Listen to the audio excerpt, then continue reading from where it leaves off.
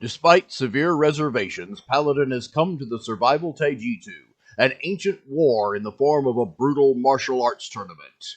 He's searching for a way to bring the killing to an end, but the rulers of the Metal Realm are using the tournament to increase their power.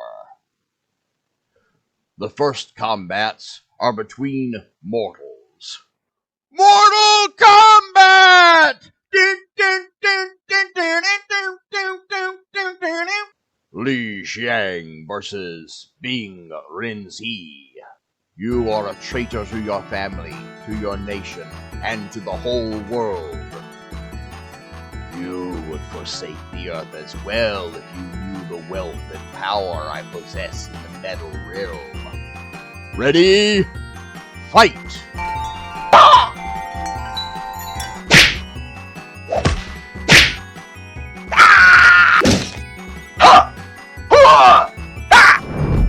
Flaming Chi!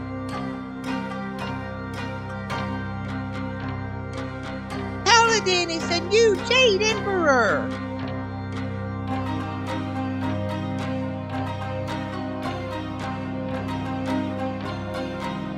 You are about to enter Survival Taiji-2, the balance of power.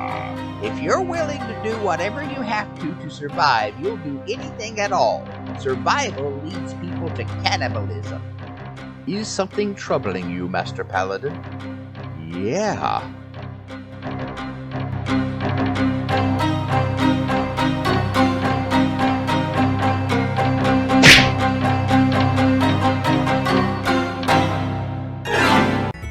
Oh my god, that was just perfect. I mean, I knew he was going to win, but I did not expect such a total blowout. That loser better not show his face around here again. I mean, I'll pick him myself. Yeah, he was like cold, but the other guy was like cool. I mean, the guy who won, the one with fire, he was cool, even though he had fire. Yeah, we all get it. Why don't you just take another shot? Are those professional announcers? Yes, it's Roger and Francine. They're a bit unprofessional, but they're a lot more fun than the old announcer. He would have just used some one-line catchphrase like flawless victory. And his voice was just so overly dramatic. Things are getting too spicy for the pepper. And that's her catchphrase. I love it. I go away for a few centuries and this place goes straight to GU. Team, I'm proud of how you all worked together with the other teams during the recent crisis. I know you hated being asked to watch for missiles that never came, but you all did your part, and if there had been missiles, you would have saved the other teams. It was nice getting to see Billy again. Shadow told me that during the battle he missed 2 calls from Lee. Do you know what that was about? No, the Jade Empire said Paladin was busy, and Lee's mother said that he and Swansong are on a secret mission. Try to contact him, but don't make any promises to him until you let me know what's going on. I know Lee is your friend, and we do want to maintain close ties, but he's also in another country right now, and A-Show needs all of you here.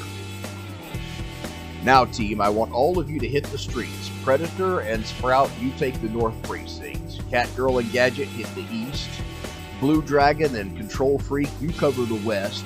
Leyenda, you can handle the South Precinct by yourself. I want Blue Blaze and Lifeguard to go to the racetrack for Blue Knight's defensive driving class. But we can fly. I know, but it's required. Dr. Weird, I gotta ask, why is it okay for Lee to be an emperor when the seer warned me not to go into politics? So long, suckers. I've been driving since I was 8. That's messed up, man. Lee didn't ask for this, and he doesn't want to stay in power for long. He has a few specific goals he wants to achieve to make the Jade Empire a better place for the people who live there. Then he plans to act as a caretaker until Wu Fangchu returns, probably next year. We are not Shark Boy and Lava Dude. What? Till Wu Fangchu comes back? But he said he was going to make a new constitution to give people their rights. How can he just hand it over to a supervillain? He'll undo everything. Why doesn't he just make the country a democracy? Lee isn't trying to overturn an ancient culture. He's giving the people what they want and need. But the Constitution he's writing will impose limits on the government's power to protect the rights of the people. Well, what good is that going to do if Wu Fangchu comes back and just wipes his butt with it? Every government has someone in power, and no government can work if the people in power don't follow the rules. Wu Fangchu is going to come back. There's nothing Lee or anyone can do to stop that. Lee hopes that he can convince Wu to accept the changes he's making because it's in his own best interest and the interests of his people. Now go on, get to work. The people of this city need us to protect their interests. Okay, well, if you get in touch with Lee, will you ask him to call me? Of course, just keep in mind that it's a contradiction to impose democracy on people against their will. Do you like it in Technopolis? Yeah, it's pretty cool, but I haven't gotten to see much of the city. I'm still learning my way around the campus of Tech U. Do you have a roommate? Yeah, his name's Manus. He's a programmer from Thailand. He knows I'm a superhero. Before the Green Flash, there were more superheroes in Technopolis than any other city in America. They called it the Super City. Yeah, that's because the Knights of St. George are there. You know, they're the oldest superhero group in the country, and they still have some of their original members. Yeah, I saw them again down in Sanadora. Oh yeah, while you were doing that, I was called out of class to work with the Great Brain. We restored Aisho's private communications. Oh yeah, I forgot to tell you. I got to meet Captain Future. I told him what a big fan you are. He told me he's not really as smart as people think he is. What? He said he got sent to the future by accident and got his super tech stuff from there. Wow, just like I got most of my stuff from my uncle's lab. And I made these flying suits from technology I learned about from aliens. You know, Paladin's nunchucks are really the only thing I've ever invented myself. You're too hard on yourself, Charlie. You know, you're smart. You'll come up with a great original invention one day. Catgirl Gadget, a patrol car is requesting superhero support at main entrance to Ruffner Mountain State Park. Catgirl, we're on our way. Hey, what about your ice gauntlets? Didn't you invent them? No, I bought them from Mr. Argent's superhero equipment catalog. They were invented by a villain named Absolute Zero. You get all your stuff from bad guys. You're like Mega Man. You even look a little like him. Totally not on purpose. Picture from Creative Commons. Please, no one sue me. Hey, Gadget, what's going on over there? Help! Are those bee people? And a giant beehive! They're kidnapping that guy. We've got to save him. Wait, Gadget, look how many of them there are. We need to call for backup. Yeah, you call the team. I'll call the cops at the park entrance to let them know we're here. Paladin, I know you're trying to learn all you can about the enemy, but you need to spend more time with your own side.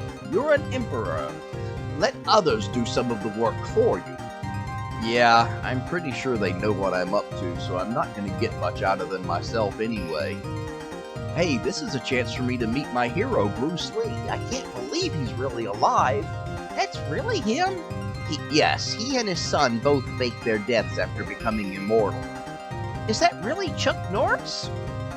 Yeah, he was the first American to fight in the Tai Chi 2. But if Chuck Norris is immortal, why hasn't he faked his death?